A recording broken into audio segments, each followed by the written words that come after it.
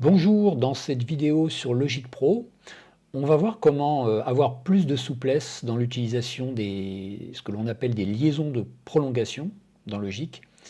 Alors la liaison de prolongation, d'abord c'est entre deux mêmes notes, de même hauteur, et ça permet de cumuler les différentes valeurs rythmiques en les liant.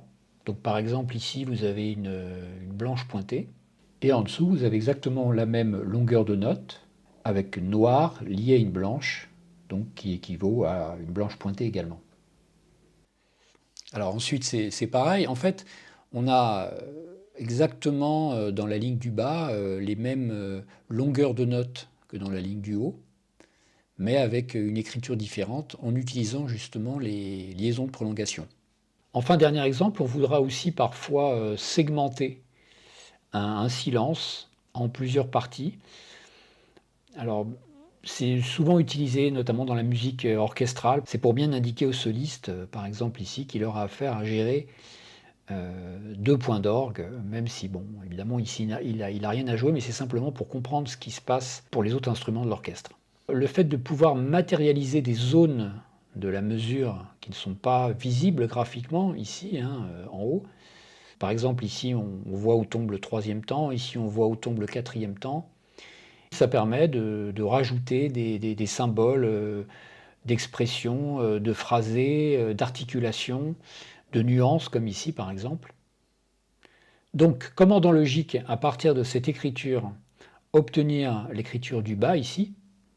Tout d'abord, il faut savoir que Logic gère automatiquement tout ce qui est longueur de note, mais également tout ce qui est silence. C'est-à-dire qu'en fait, là où il n'y a pas de note dans Logic, de note MIDI, puisque Logic est principalement un séquenceur MIDI, là où il n'y a pas de note MIDI, eh ben, il y a des silences que Logic met automatiquement. Donc tout est géré simplement et automatiquement par Logic. C'est pour ça qu'a priori, on pourrait croire que c'est très difficile d'obtenir ce type de résultat ici en bas. Mais il y a une astuce grâce à ce qu'on appelle dans Logic des silences utilisateurs. Alors par contre, pour avoir tous les outils ici dans ce qu'on appelle les inspecteurs, il faut bien faire attention à sélectionner donc la bonne fenêtre. Vous avez un petit liseré bleu ici tout autour de la fenêtre pour bien indiquer que c'est la fenêtre qui est sélectionnée, parce que si vous sélectionnez par exemple la fenêtre arrangement, ici, en fait, l'inspecteur n'est plus du tout le même et correspond donc aux outils qu'on a pour l'arrangement. Donc il faut bien veiller à sélectionner la bonne fenêtre, ici en cliquant simplement ici dans le vide, n'importe où, pour avoir tous les outils liés à la partition. Alors dans ces outils, ici on va retrouver une rubrique silence qui va nous permettre d'utiliser donc ces fameux silences utilisateurs. Alors déjà au départ, ils servent tout simplement à avoir un peu plus de souplesse sur les silences existants. Par exemple, si je prends ce soupir utilisateur ici, que je mets ici par exemple, voilà, là je vais pouvoir le déplacer comme je veux au niveau graphique et même dans la mesure. Par exemple ici, je peux le mettre sur le dernier temps, voilà, ou alors sur le deuxième temps, voilà, ou alors l'effacer tout simplement. Alors vous allez me dire quel rapport avec nos liaisons de prolongation. En fait, je peux aussi m'en servir pour scinder en fait des valeurs. Ici, par exemple, si je prends ce silence utilisateur et que je le positionne, donc par exemple ici sur le troisième temps de la mesure, alors vous voyez la position là, donc le premier chiffre c'est la mesure, et le deuxième chiffre ce sont les temps. Donc il faut vérifier que vous êtes bien sur troisième temps.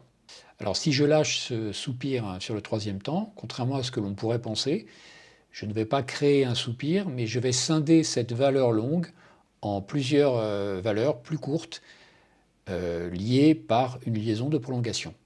Donc pareil ici, si je veux scinder cette dernière ronde là qui est liée en une blanche pointée et noire, pareil, je prends un symbole, un silence utilisateur, et je vais ici maintenant le mettre sur le quatrième temps. Voilà, pour avoir la même chose. Pareil ici, donc là ça va être sur le troisième temps. Et enfin ici, ça va être sur le 4 et en fait la dernière croche. Alors là, je vous conseille plutôt que de prendre un soupir, de prendre à ce moment-là un demi-soupir, parce que vous voyez, si je prends un soupir, en fait, je ne peux le déplacer que par temps, alors que si je prends le demi-soupir, là, je peux le déplacer, vous voyez, par demi-temps. Et donc, je vais le mettre ici sur donc le 5, cinquième mesure, quatrième temps, et 3, troisième double croche, en fait. Le troisième chiffre dans Logic, ce sont les doubles croches. Enfin, ça peut changer, mais par défaut, c'est la double croche. Et donc ici, je suis sur la troisième double croche du quatrième temps. Et donc c'est bien ça, donc c'est la moitié du temps. Et voilà. Enfin, dernière mesure, je pourrais prendre effectivement une demi-pause pour la mettre sur le troisième temps. Et donc j'obtiens bien le résultat que j'ai en bas. Alors ça va par exemple me permettre ensuite de positionner des symboles, par exemple les nuances. Voilà, et je retrouve donc ce que j'ai en bas. Alors pareil ici dans le premier exemple, maintenant je vais pouvoir positionner ma trille sur le troisième temps. Ça veut dire que l'instrumentiste en fait va jouer la note sur le deuxième temps, mais va commencer sa trille à partir du troisième temps, ce qui permet de l'indiquer comme ça avec justement les liaisons de prolongation. Donc les trilles, c'est dans cette rubrique. Voilà ici, trille. Et donc je vais pouvoir la positionner maintenant ici de manière graphique.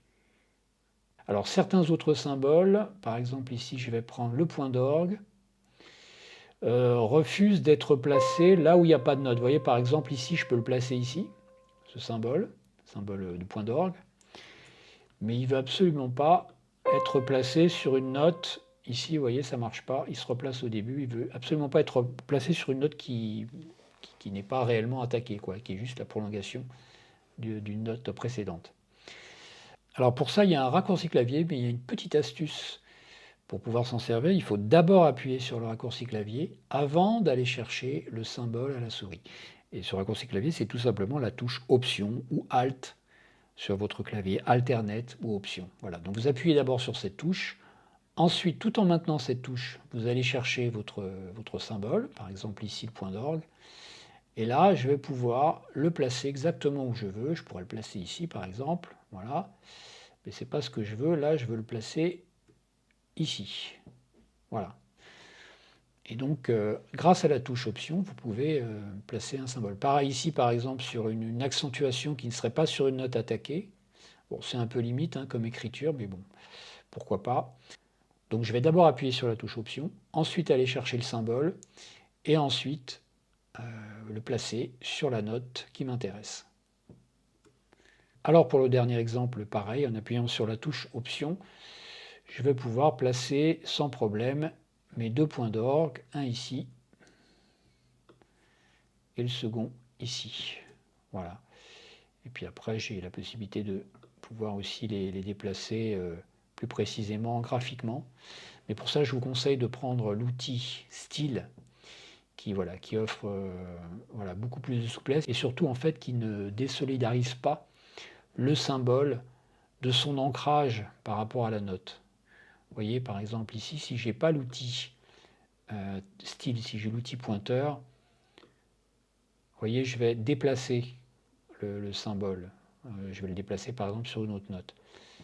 Alors que avec cet outil, je peux le déplacer librement, mais il reste attaché rythmiquement à la note sur laquelle il était au départ. Voilà, pareil pour les points d'orgue par exemple, vous voyez. Donc voilà, l'outil style vous permet après d'affiner la position des symboles. Alors dernière chose importante, autant les silences utilisateurs qui sont visibles sur la partition, comme celui-ci par exemple, sont faciles à effacer, il suffit de le sélectionner et d'appuyer sur la touche Backspace. Autant ceux qui ont été introduits pour créer ces liaisons de prolongation sont en fait invisibles sur la partition et on ne peut pas les sélectionner, enfin, en tout cas à ma connaissance, directement dans la fenêtre partition. On ne les voit pas non plus dans la fenêtre partition défilante où là, en fait, on ne voit que que les notes, MIDI. Donc, le seul moyen, à mon avis, c'est d'aller dans une fenêtre qui s'appelle le List Edit, qu'on obtient en cliquant ici dans la fenêtre principale. Voilà, donc là, on sélectionne la région qui nous intéresse. Et on voit donc ici la liste des événements, y compris les silences utilisateurs, vous voyez, qui sont en fait invisibles dans la partition. Là, je sélectionne la note. Le méta, c'est la tri ici, c'est donc un symbole d'articulation. Mais ce silence utilisateur ici, il est invisible et on ne le voit pas. Par contre, il apparaît donc dans cette liste, et là, je peux l'effacer. Et donc, on revient à la notation qu'on avait au départ. Ou alors, je peux faire commande Z, je peux le déplacer. Par exemple, je peux le mettre sur le 4e temps. Voilà. Et donc, ça permet comme ça de changer la liaison, la césure, en fait, grâce à ce silence. Voilà, j'espère que ce tuto vous a plu. Si vous avez d'autres idées de tutos, notamment autour du score de logique que je connais très bien, parce que je l'utilise depuis très longtemps, n'hésitez pas à le dire dans les commentaires, n'hésitez pas à liker, à partager. Et puis je vous dis à bientôt pour une autre vidéo sur logique.